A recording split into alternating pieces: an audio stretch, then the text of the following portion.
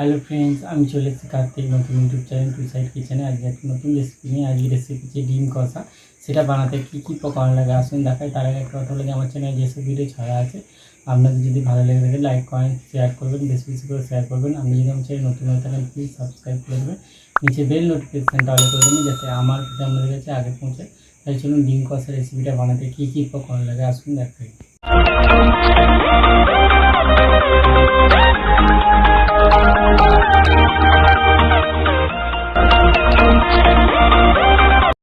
ডিম আলু কষা রেসিপিটা বানাতে কী কী উপকরণ লাগে দেখিয়ে দেবো। তার আগে কথা বলি, ভিডিওটা প্রথম থেকে শেষ অবধি দেখার অনুরোধ রইল। তাই জন্য রেসিপিটা শুরু করে। এখানে আমি কয়েকটা আলু আর ডিমটা সিদ্ধ করে নিয়েছি, আলুটা নিয়ে নিয়েছি। তাই জন্য রেসিপিটা শুরু করি। আগে আমি আলুটা ভেজে নেব। গ্যাসে তেল দিয়ে বসিয়ে দিয়েছে কড়াটা, তেলটা গরম হয়ে গেছে, আলুটা ভেজে নেবো আগে। তেল গরম হয়ে গেছে, আলু দিয়ে দেবো, হলুদ দিয়ে দেবো,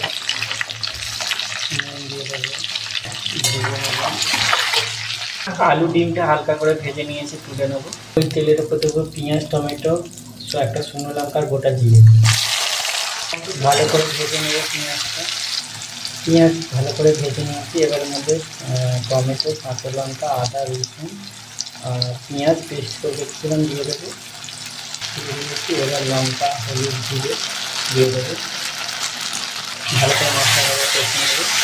ভালো করে কষে নিয়েছি, তেল ছেড়ে গেছে। এবার একটু জল দেবো, ভেজে রাখা আলু ডিম দিয়ে দেবো। ভালো করে মশলার সাথে কষে নেবো। আলু ডিম ভালো করে কষে নিয়েছি, মশলার সাথে তেল ছেড়ে গেছে। ভালো করে নেড়ে করে নেবো, একটু জল দেবো, অল্প একটু গরম মশলা করে দেবো। ভালো করে নেড়ে চেড়ে নেবো, অল্প একটু জল দিয়ে দেবো। আলু ডিম কষা রেসিপিটা হয়ে গেছে, এটা নামিয়ে নেবো। আলু ডিম কষা রেসিপিটা হয়ে গেছে। এই রেসিপিটা যদি আপনাদের ভালো লেগে থাকে লাইক কমেন্ট শেয়ার করবেন ও বেশি বেশি করে শেয়ার করবেন, আর প্লিজ সাবস্ক্রাইব করে দেবেন, আমাদের পাশে রাখবেন। চলুন তাহলে দেখা হচ্ছে নেক্সট ভিডিওতে।